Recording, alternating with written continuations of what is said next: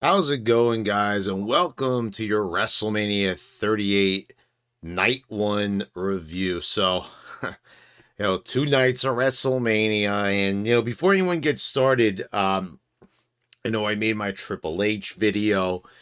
Some people have been asking me about where's the SmackDown reviews. And, I did a poll, and most people said that they didn't want me to review SmackDown, so I listened to the poll. I mean, I had something like 90 something votes. Guys, the views were dropping on it, so it's like, I don't know if it was the passion was missing for it, if it could like audibly be heard that I wasn't enjoying myself in the show and it was translating into the video, or just people just don't give a fuck about SmackDown. I don't know what it is. Um, Not saying this is the end of SmackDown reviews, but to give you an example, like I tried watching SmackDown right before, the WrestleMania SmackDown right before this show on Friday, and I had to turn it off. I mean, we got to the eight woman tag, and I was like, I got to turn this off. No Brock Lesnar, no Roman Reigns on Friday night on SmackDown on Friday night.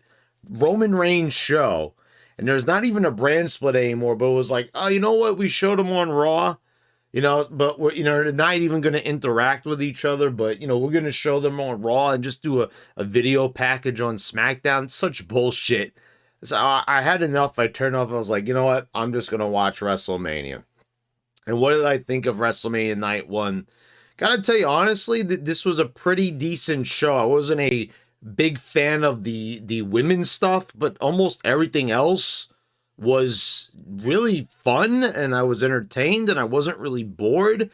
And this show was longer than last year's. I mean, there was a rain out last year, but it was never this long. I mean, holy shit, did this show go super long? And they actually had to cut a match, mind you. I don't even know how they managed to get this thing that long, but there's a few examples, and we're going to go through them. And, how could I not really start off the video in the opening minutes by saying Stone Cold returned, and it was pretty fucking awesome. And we're going to talk about different opinions. I was live tweeting during the show, so if you missed that, as I said, follow me on Twitter. TheBradRules, won because some asshole took the Brad rules. So, I've been more active on Twitter, and I have been for the past few months. So anyway, we start off with an introduction. We've got Mark Wahlberg doing this video package. And something weird about this package. It's all fine and well and everything, and I don't know why they're choosing Wahlberg because he's from fucking Massachusetts. I don't know why they didn't get like a Texan or something like that. I don't know, but whatever. They wanted to get a big Hollywood actor, and that's Mark Wahlberg for you. But they released this on YouTube beforehand. Like, why are you releasing the promo for WrestleMania before the show? Small criticism there, but I'm just saying, like, that was weird. I've never seen them actually release a promo package before the show. Anyway, then we had America the Beautiful being sung by country music stars. I had to write their names down and look them up. Brantley Gilbert and Jesse James Decker. I do listen to a little bit of country. I actually do like Georgia, Florida Line. Obviously I listen to Kid Rock, who does a fair amount of country music, Sheryl Crow, but I don't know who the hell these guys are. It was a decent performance. They always seem to get like pretty good people to sing the America the Beautiful, so it was pretty decent performance there. Dallas Cowboy cheerleaders just add a little bit of flair to the opening. Another great guest to get on there. I mean, the NFL team for the state that you're in, I mean, that's pretty much ideal. So that was pretty fun to have. It adds the pageantry, the grandeur. See, this is the kind of stuff, you know that like if AEW or any other promotion did it, they wouldn't have this sort of pageantry. They have like no idea how to do this. But when it all comes down to it, it's like, you know, as much as they fuck up constantly and are out of touch the whole entire year, it seems like WrestleMania, they just always get certain things right that they normally wouldn't, if that makes any sense. So we started things off with Boogs and Nakamurphy against the Usos, and you know, this is the opening match. I thought they could have done a little bit more for Boogs coming out. You know, McAfee marks out on commentary. You know, Boogs is your rock star. I thought they could have given him a better, you know, I don't know, maybe like elevate the stage up or something for him. I just was expecting a bit more out of this entrance. But of course, you know, if you watch the show, you know what happened. Boogs goes for the Cena spot. He tries to get the, you know, stacking both guys with a fireman's carry. He walks back a little bit. His knee buckles in frightening fashion, and he's down and out. Some people were saying like, oh, you know, this is a work. I was like, no, he's not faking it. He's really hurt. You could just instantly tell that right away. Referee puts up the X. We know what's going on right there. So he's out of the match. I don't know why they had Nakamurphy kick out of the finisher splash. Like that should have been it. I don't know why we have to then transition into the 1D. Like, is there seriously a finisher kick out after someone got injured?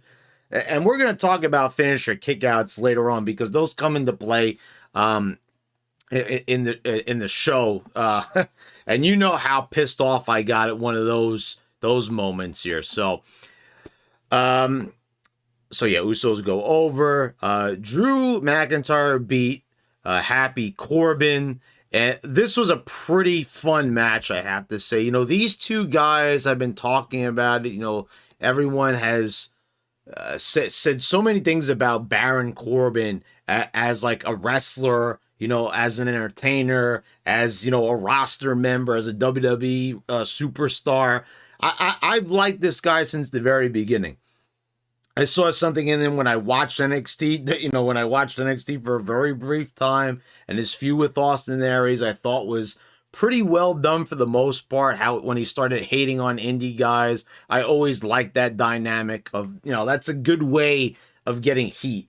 Like, they don't even know that that's a way that they could get heat. Like, if they started, you know, talking about indie guys and indie darlings, you know, they broached the topic on a number of occasions. They did that with Michael Cole and Daniel Bryan. They did it, like I said, with Corbin, but they have not done it. You know, they should have been doing that shit with Owens and Zayn like a long time ago. But anyway, so we've got this match. You know, it's two big guys, and you know, this was the first time someone had kicked out of the End of Days, and you know, this was something that they kind of talked about. You know, Corbin had talked about this in an interview, but I don't think they really stressed it enough and built up that finish and made it, you know, as dominating as it really was. Also, this streak of Happy Corbin winning ever since he became happy. There seems to be like there's like some kind of dissension in the ranks between him and Madcap Moss. And you know, the thing is, what I kind of don't get, what kind of killed it, I watched like the last half an hour of the pre-show, and Kayla Braxton actually says, because Madcap showed up, she says, you know, like, why don't you break off from Corbin? And I'm like, why would they even put like such, that's not foreshadowing. That's like basically doing a giveaway, right? I don't know why they did that, but I enjoyed this match. So we got the kick out, but two big guys going at it. After the match, McIntyre cuts the ropes with his sword. You know, I guess it made for a good visual, but I'm like really, I'm not too crazy about him going around with this fucking sword pointing at everybody, cutting it. Like I said, we've had a lot of some people are actually under the impression that this is a fake sword. It's not, it's a real one. And I can't believe that they're like pointing this shit at everybody. Because every foreign object we've had throughout the whole entire history of wrestling has always been some kind of object where there's really not that big of a threat. You know what I mean? Yeah, we even have flaming tables, but these things are in a controlled environment. No, this is a really sharp sword. That is a real fucking sword. And why they're like pointing that shit around, I don't know. Like who really brought that to my attention while watching, the Vince Russo's brand, Ben Hameen, when they do the SmackDown Raw review, talking about that sword, like, and how he's pointed that shit at Madcap's face like dozens of times, and there's been points where it's like really come close, and people have had to duck out of the way of the sword. I'm just saying, it's just it's alarming. There's just like so many things on here. Like we have to say, like the thing with Boogs, like why are we even making that guy like do those sorts of things that are very, very, very, sketchy, where, yeah, he could easily injure himself after fucking Big E, Grayson Walker, who I'm not familiar with. I know he showed up on Raw like about a month ago, and then we didn't see him anymore. He confronted AJ Styles and he was fucking out of there in like no time flat. But like, why the fuck are we doing all these spots when Big E has got his fucking neck broken? Like, honestly, I mean, we should be like cooling it down a bit, and we'll talk about it a little bit later on. We've got Logan Paul and The Miz defeating Rey Mysterio and Dominic.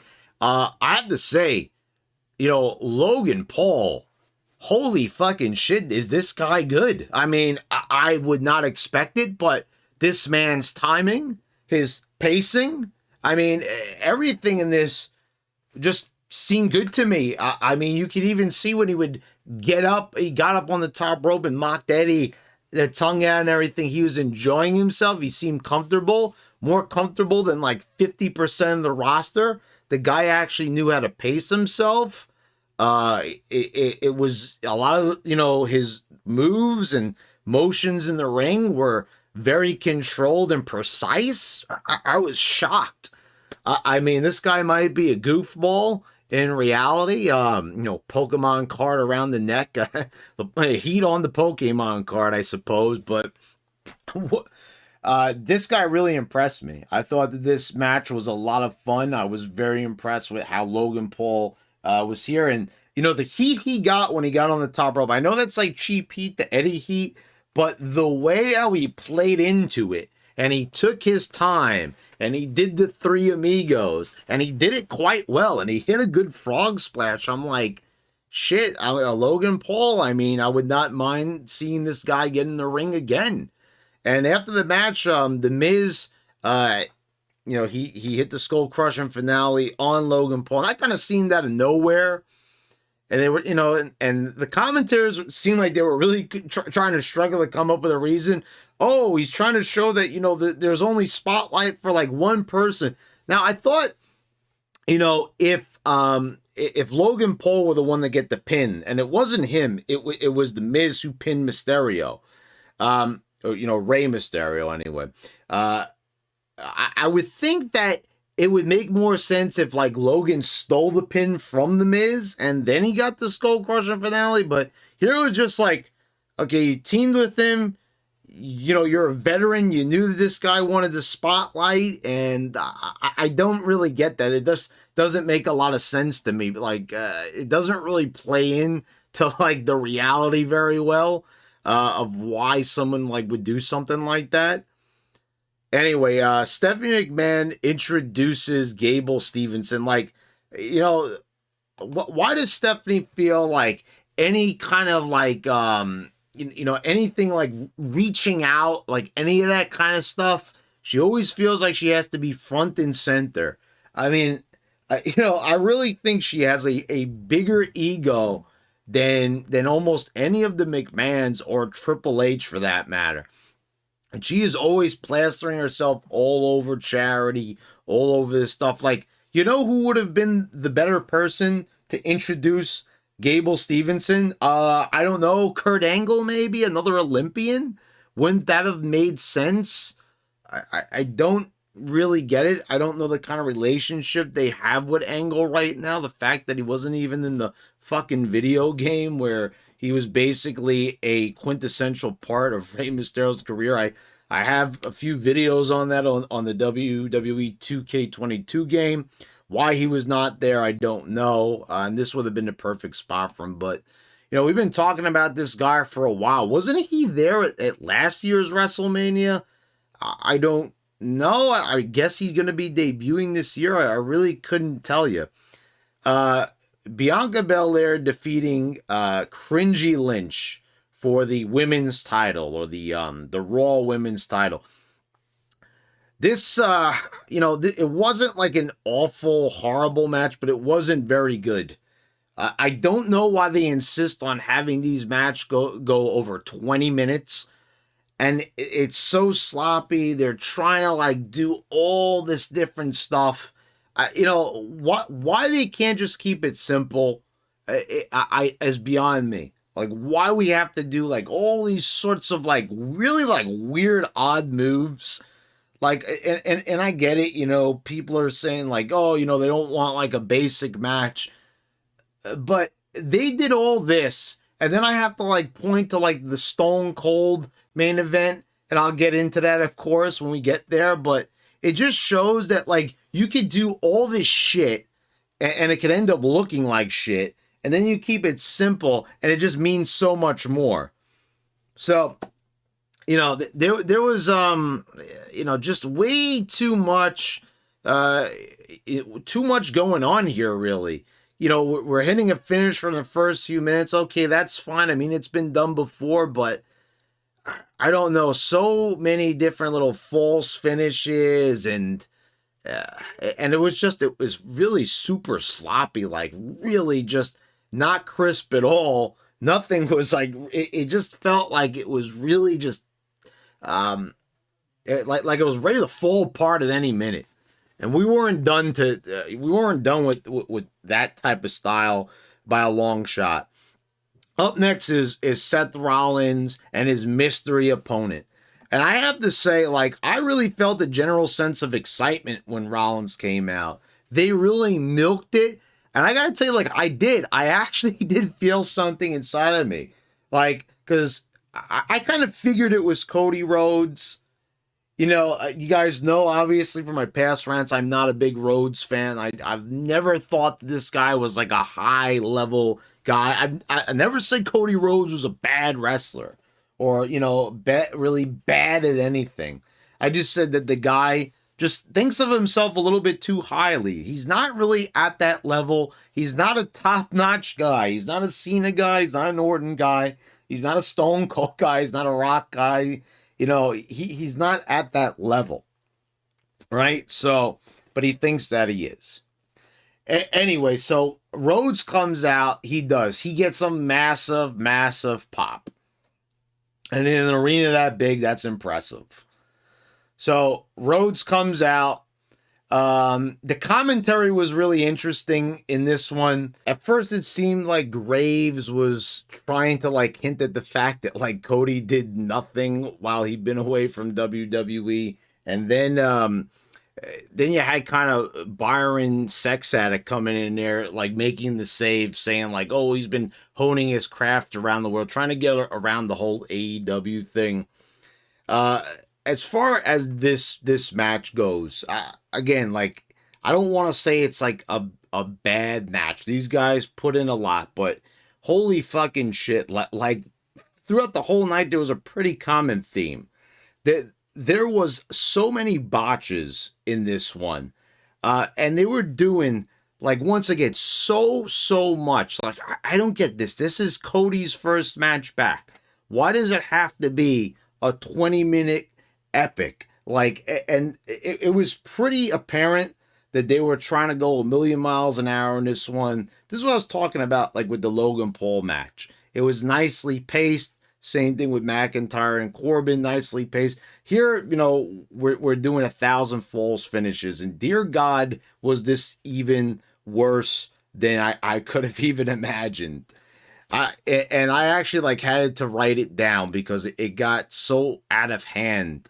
So, Cody goes for the crossroads, and I kind of figured that there was going to be a kick out. I was hoping that there wasn't going to be, but I kind of figured that that's what we were going for here. So, of course, there's a kick out. So we've already, we've killed this finish in the first night back. And then he goes for the Cody cutter. Kick out after that. And then we go through a whole bunch of other sequences, and for some reason, I don't know why, we've got all these injuries racked up. We've got Big E, we've got the Grayson Waller guy in NXT. We just had Boogs in the same fucking night. And here we are. What does Rollins do? Something I hadn't seen him do in a long time. If he's done it on Raw and I missed it, I apologize for that. I got it wrong then, but I don't think he has. He does the barricade bomb, the same move that took Finn Balor out of action for a whole year. Now, why you would do this? I don't get it. It really shows reckless abandon, and I don't think this is really Vince McMahon or any of the agents saying go out there and do a barricade bomb. I don't think so. It really shows that these guys just don't give a fuck. They're just battering each other for no reason. And to me, it's looking ridiculous. You're making it look like 2K22. All these kickouts, all these different finishers being hit, everything's being discredited. But why he would do that move that, not only did that move injure fucking Balor, but he also did it in the ring, and it also injured Sting as well. And we go a little bit beyond that. I know that I had said a lot of things about Rollins, but I said when he worked with Edge, I started to become a fan of his. He seemed to erase it. He was committing to a character, committing to a bit. You could even see it during his entrance here. The guy is definitely finally getting that it's a little bit more than, just hitting a bunch of wrestling moves and stuff, and, just being this, and being just he's a good athlete. I never said the guy was a bad one, but, again here, a reverse superplex and rolling through it and then hitting a curtain call, Goldust style. I mean, I know he's done this. He's even done it in his match with Edge, but that always just annoys the shit out of me. Do you guys remember a superplex, when Chris Benoit would do it or someone like that? That move, it would be like a giant fucking car wreck after that move. Because why? Because not only are you suplexing the opponent, but you're also slamming down on your back at the same time. So that move, I think, above a lot of others, calls for a big, car crash, look to it. And also when they went for that suplex on the outside, I don't know, I kind of felt like there should have been more selling for that too. It just felt like we have to rush through this. We have to get every single move in our repertoire in it. That's what this felt like. It really did. And before they even went for that bomb into the barricade, they already botched it, mind you. Because the move was supposed to be that he was supposed to grab Cody with, forgot which angle Cody was coming at him from. And he was going to probably carry him over to the barricade and throw him into it. Probably would have been even worse. But they fouled that up and they went for it. But this is where it just gets totally out of control. So it gets down to the wire and Cody hits two of these crossroads. And then he pulls him up. Okay, you just hit your finisher now 3 times. You hit a Cody cutter. Rollins should be fucking dead. He should be buried. He should be 6 feet under at this point. Because you hit him with so much firepower right there. Nope. He's picking him up. He's got to do the bionic elbow. Okay, good tribute to your dad, right? Pin him right there. I understand that. Now, that actually would have been a nice finish right there, okay? But then he's got to then hit another crossroads. So he's hit 4 crossroads, finally pins him.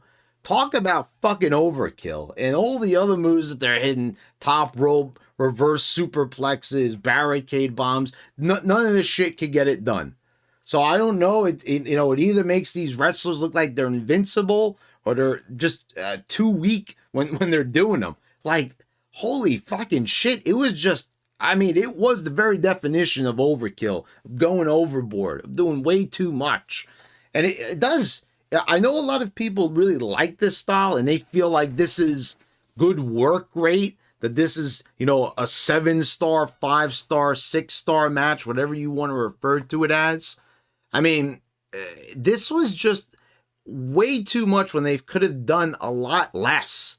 Like, if they ended this after the first crossroads or the Cody cutter, which I actually originally thought it was going to end with that, because I said, like, okay, well, they didn't want to end it with one move. So, because it's Rollins, right? So this is a guy that's feuded with Edge.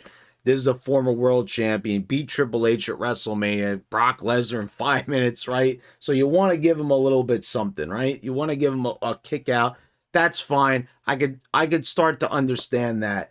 But, two of these finishers, I mean, and then it goes on forever. I just think in the first match back, maybe you want to ease him into it a bit.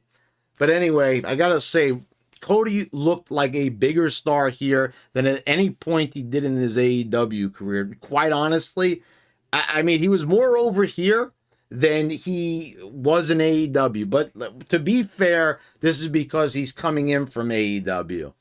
It's only a matter of time before the fans get bored of him, of course. The smart marks are going to get bored. He did the transition. He did the big return. Now, I was kind of thinking to myself, I mean, now that Triple H, I don't know how much dealings he has in WWE as far as, like, the creative and everything. But I was saying, like, him smashing the throne. Vince and Triple H, I know they don't have, like, the best relationship, or so I've heard. I don't know how much that's really going to play a role in how Vince handles Cody. I mean, he did talk a lot of trash about the WWE, but,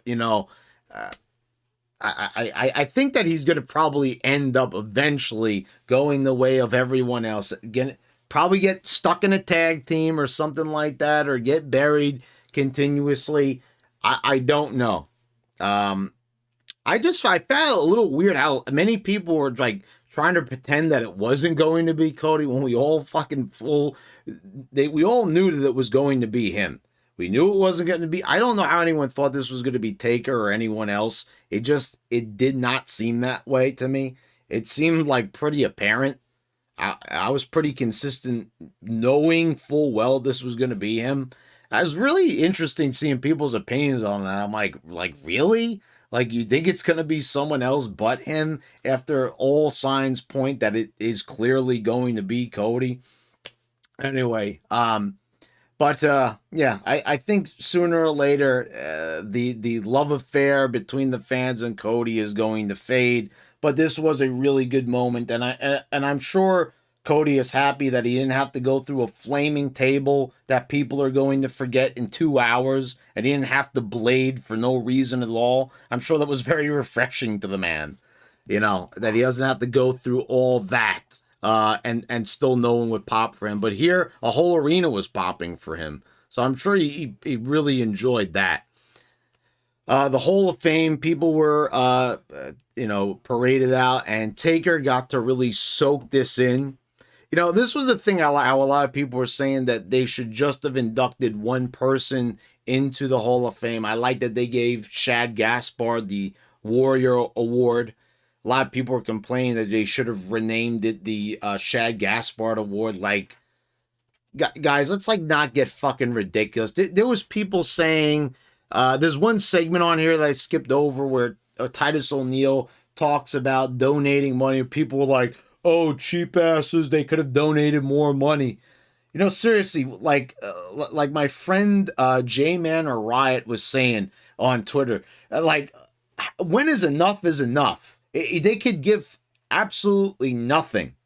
Like y'all say that McMahon is so bad. He could give absolutely zip. Keep his billions of dollars he made from Fox and Peacock and keep it all to himself. Gives a little bit of money. It's not good enough.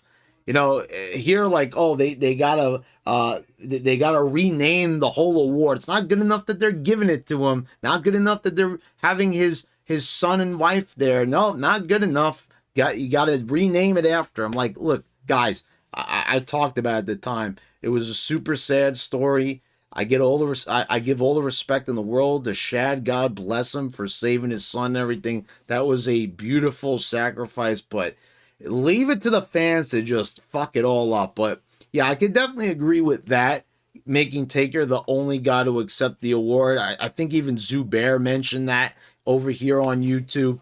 Yeah, because he basically seemed like the one that they were given the moment to. They didn't need to have everyone else there. You know, they could have done Vader and everyone else next year, but Taker soaked it all in. It was a really good moment, and I mean, if anyone deserves to be in the Hall of Fame, it is the fucking Undertaker. This man is one of my favorites of all time. He's in my top 5. I'm trying to work on that list, by the way, doing a top 10 for you. It's going to take a little bit of time, but I do want to commit to that project and try to make it feel a little bit special than like an average video. So give me some time to toss some ideas around that bad boy. But Charlotte defeated Ronda Rousey. This match right here, I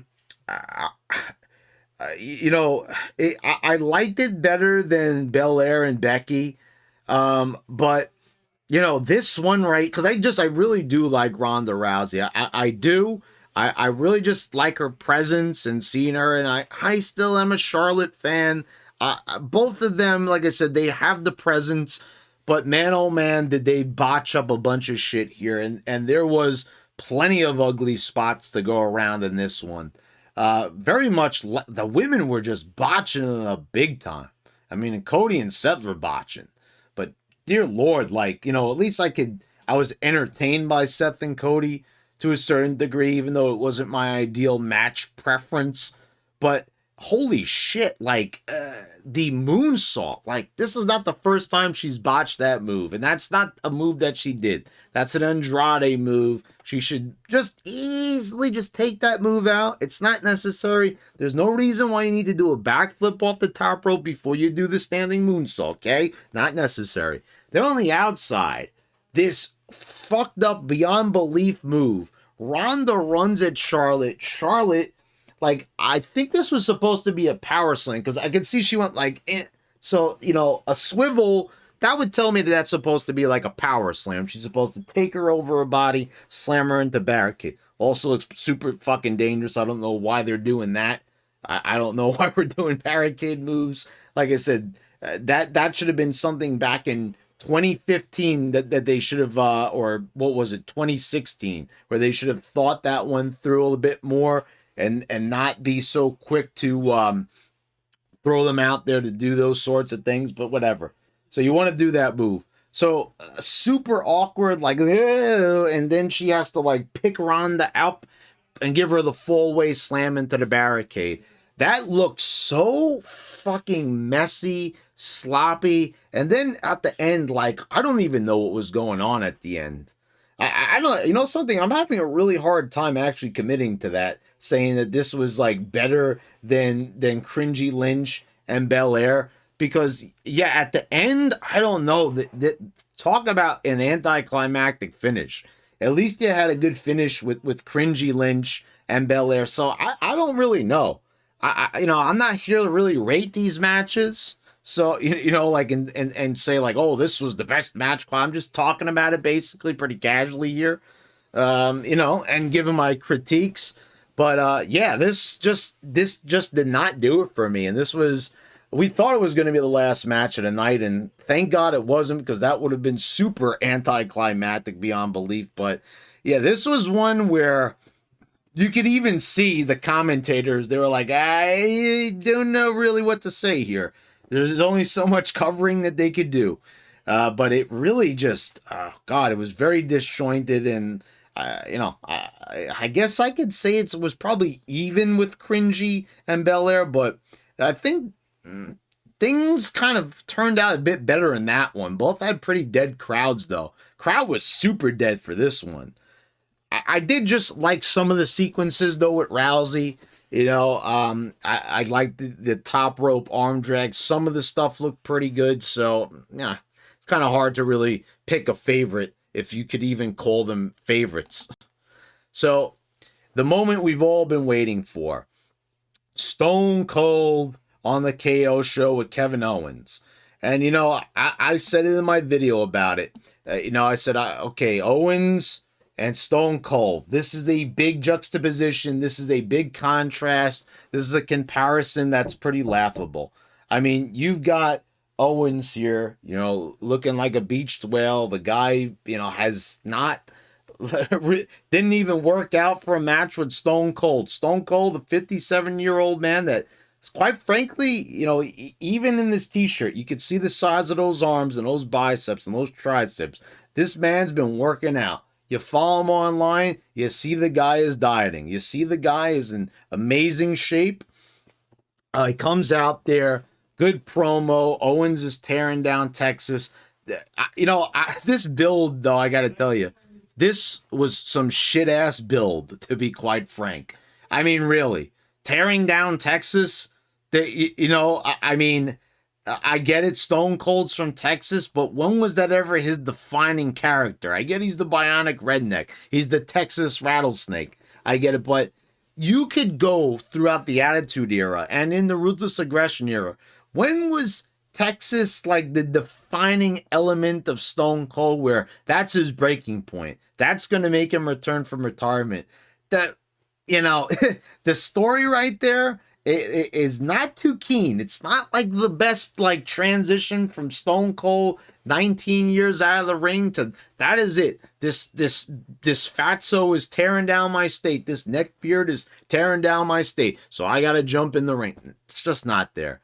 Stone Cold calling him a sack of shit. Amazing. Pops from the crowd. The crowd was hot. Let me tell you something. After a match like that with Rousey and Charlotte, to bring the crowd up from that, only a Stone Cold Steve Austin could do that, without a fucking doubt. Only The Rock or Stone Cold or The Undertaker would be able to get the crowd, like, awaken them from their eternal, Rip Van Winkle slumber.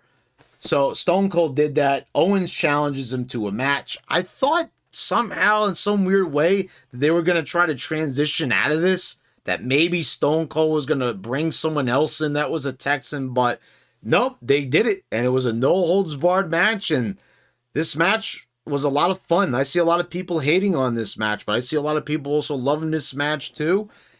They brawled around the whole arena. There was a lot of fun stuff. I thought for a moment that it was going to be Stone Cold just beating the shit out of Owens, but Owens got in offense.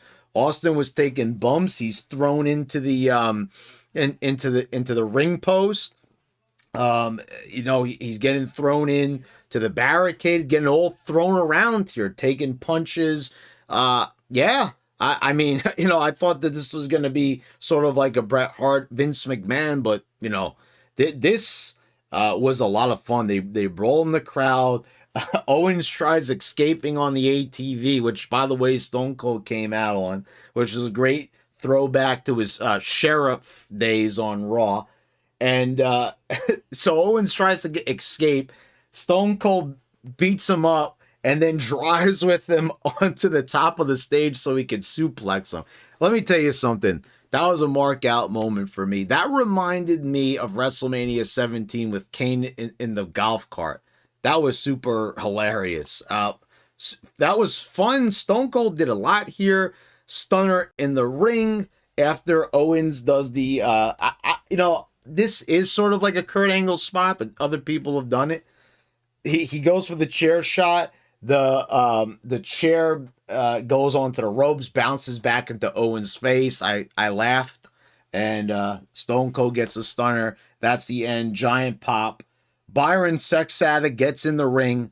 Can I just say something here to end this? who the fuck told these guys to dress like this? Byron looked like a deranged elf, and Corey Graves looked like some real like fashionless weirdo. Like, what is the deal with these suits? Even Rollins's suits look better than this. I mean, more the Byron was more of just like a jacket with, it just looks stupid. I get it. It's WrestleMania. We want to go big. We want to dress all glamorous, but this is not glamorous. This is just fucking stupid looking. But Byron gets in there and instantly just this one solid like minute or so that he was in there with Stone Cold, he gives him the drink. It was better than that horrendous 2020 segment that they did together. Remember when he was doing the scorecard stuff? Oh God, that was super painful. Anyway, he gives him the stunner, and we go off, and the crowd just consistently roaring for Stone Cold. This was a weird night, to say the least. It just, it felt, this is the thing, it really did. It feels like some of these other WrestleManias, kind of even like last year's. Just, I don't know, disjointed, didn't flow the way you would think a WrestleMania would go, or how they used to. We're talking about 17, 18, 19. Those shows just had a flow to them. And I know it sounds boring talking about, oh, the past was so much better. But, we start off with the injury. We had some good matches. Logan Paul, Drew and Corbin. Cody and Rollins, they gave it their all, but it just was too much.